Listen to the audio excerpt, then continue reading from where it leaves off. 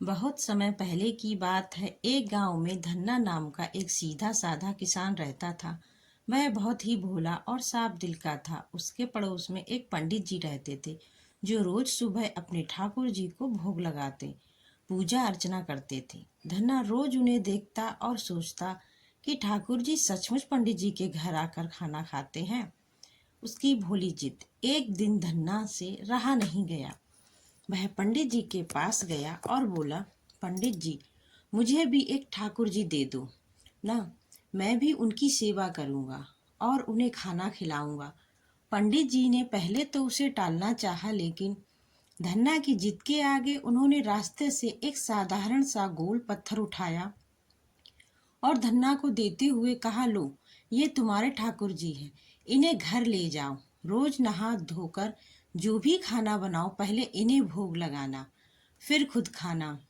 धन्ना खुशी खुशी पत्थर को साक्षात भगवान मानकर अपने घर ले आया। भक्ति की परीक्षा। घर आकर धन्ना ने पत्थर को साफ जगह पर स्थापित किया। दोपहर को जब उसकी माँ ने बाजरे की रोटियां और छाछ बनाई, तो धन्ना ने एक थाली सजाई और पत्थर के सामने रख दी। वह आंखें बंद करके बैठ गया और बोला, ठाकुर जी आओ और खाना खा लो। कुछ देर तक कोई हलचल नहीं हुई। धन्ना ने सोचा कि शायद ठाकुर जी शर्मा रहे हैं। उसने कहा, प्रभु शर्माओ मत, खा लो। लेकिन पत्थर तो पत्थर था, वह कैसे खाता। धन्ना ने ठान लिया कि जब तक उसके ठाकुर जी खाना नहीं खाएंगे, वह भी अन्न का एक दाना मुंह में नहीं डालेगा। इस तरह एक दिन बीता, 2 दिन बीते और 3 दिन बीत गए। धन्ना भूखा प्यासा बस भगवान के सामने बैठा रहा और रोते हुए प्रार्थना करता रहा कि मुझसे क्या गलती हुई जो आप खाना नहीं खा रहे हैं। भगवान को आना ही पड़ा। धन्ना की इस निश्चल और सच्ची भक्ति को देखकर बैकुंठ में भगवान विष्णु का सिंहासन डोल उठा। भगवान ने देखा कि यह कोई दिखावा नहीं कर रहा, इसका विश्वास सच्चा है। अगर आज भगवान नहीं गए तो उनका यह भक्त भूखा ही मर जाएगा। चौथे दिन जैसे ही धन्ना ने रोते हुए रोटियां आगे बढ़ाई, पत्थर में से एक दिव्य प्रकाश चमका और स्वयं भगवान श्री कृष्ण प्रकट हो गए।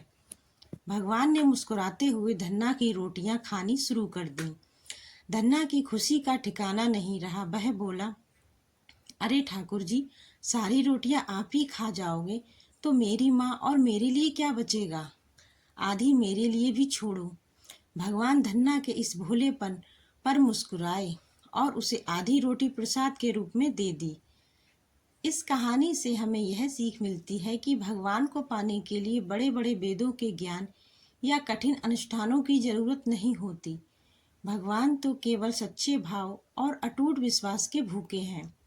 जहाँ छल कपट नहीं होता, वहाँ ईश्वर खुद खींचे चले आते हैं। अगर आपको यह भक्ति कहानी प्रेरणादायक और दिल को छू लेने वाली लगी हो, तो हमारे चैनल धर्म और साधना कहानियाँ 3268 को सब्सक्राइब करना ना भूलें। यहाँ आपको रोज मिलेंगी ऐसी ही सच्ची भक्ति से भरी कहानियाँ, चमत्कारिक कथाएं और जीवन को बदल देने वाली प्रेरणादायक कहानियाँ। जुड़े रहिए हमारे साथ और पाते रहिए हर दिन एक नई भक्ति कहानी। ठाकुर जी की जय हो।